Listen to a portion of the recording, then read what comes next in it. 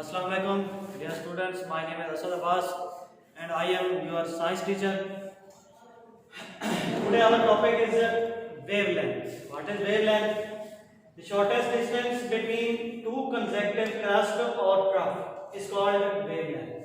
देखिए भाई, हमने पहले दिन जो टॉपिक पढ़ा था हमारे पास था इसका लाउडनेस थी, पिच थी, या इसके अलावा एक और भी था। तो उसी चीज को हम आगे लेके जाते हैं। तो एक साउंड जो है या एक आवाज जो है उसकी वेव जो है उसको हमने डिस्कस किया था। फिर उस डिस्कशन के अंदर हमने कहा था कि आवाज जो है उसकी जो वेव है उसके दो पार्ट होते हैं, जिनमें से एक को हमने क्रस्ट का नाम दिया था, एक को हमने ट्रफ का नाम दिया था।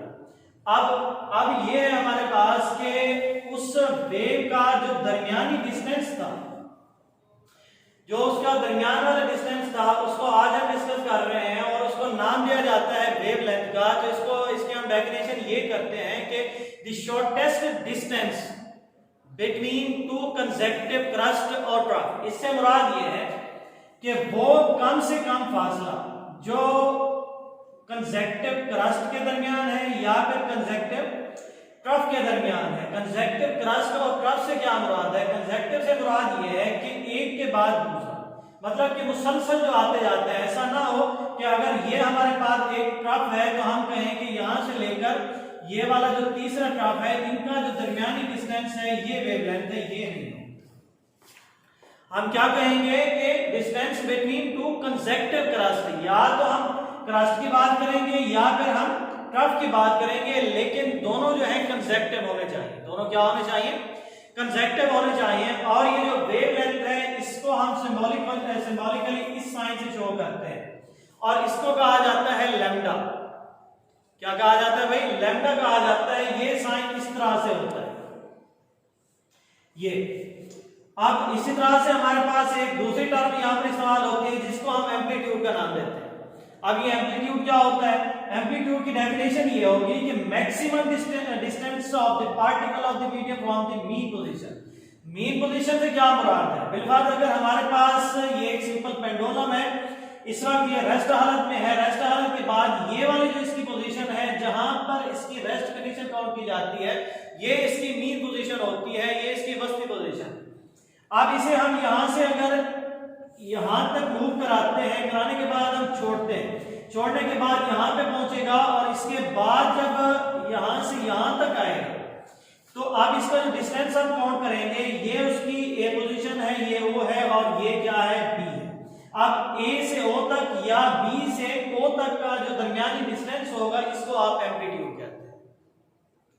इसी तरह से हमारे पास एक और टर्म है जिसको हम फ्रीक्वेंसी का नाम देते हैं। अब ये फ्रीक्वेंसी क्या होती है? फ्रीक्वेंसी की हम डेफिनेशन करते हैं कि number of vibration produced by vibrating body in 1 second. एक सेकंड के अंदर कोई जिस्म जो है जितनी दफा वाइब्रेट करता है, कोई जिस्म जितनी दफा वाइब्रेट करता है, थरथराता है, तो वो उसकी वाइब्रेशन कहलाती है।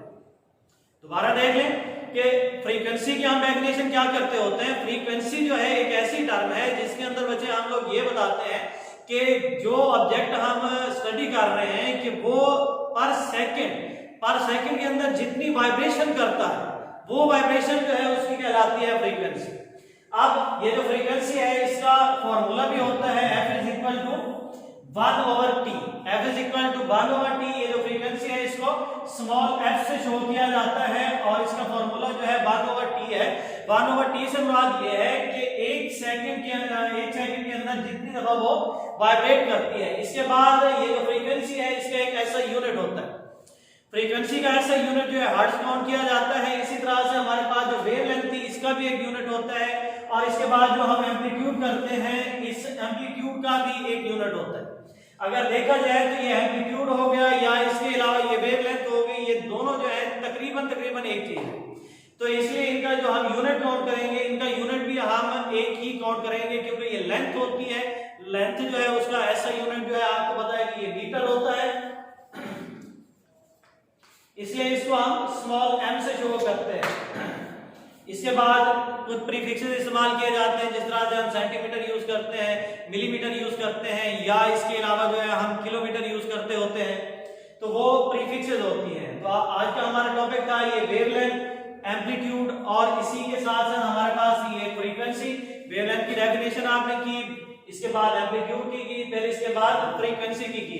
अब ये है हमारे टॉपिक्स, इसके इनके अंदर क्या के क्वेश्चन हो सकते हैं। एक्सरसाइज के क्वेश्चन है हमारे पास डिफाइन वेवलेंथ या what is mean by wavelength. अब इसी तरह से जो हम एम्पलीट्यूड यूज करते हैं, इसका भी क्वेश्चन इस तरह से हो सकता है कि what is mean by amplitude and define amplitude. अब जो फ्रीक्वेंसी है, फ्रीक्वेंसी में हम इसी तरह से लिख सकते हैं कि what is frequency and right it's SI unit, के फ्रीक्वेंसी क्या है और उसका एसआई यूनिट क्या है। फ्रीक्वेंसी की आप डेफिनेशन लिखोगे और इसके बाद एसआई यूनिट जो है आप वो लिखोगे और उसका फार्मूला भी लिखोगे। तो ये था आज का हमारा टॉपिक और उम्मीद है कि आपको समझ आ गया होगा। मजीद अगर आपको समझ नहीं आया तो कोई भी आप वे ऑफ कम्युनिकेशन इस्तेमाल करके आप लोग रब्ता कर सकते हैं, इंशाल्लाह आपको क्लियर कर दिया जाएगा। शुक्रिया।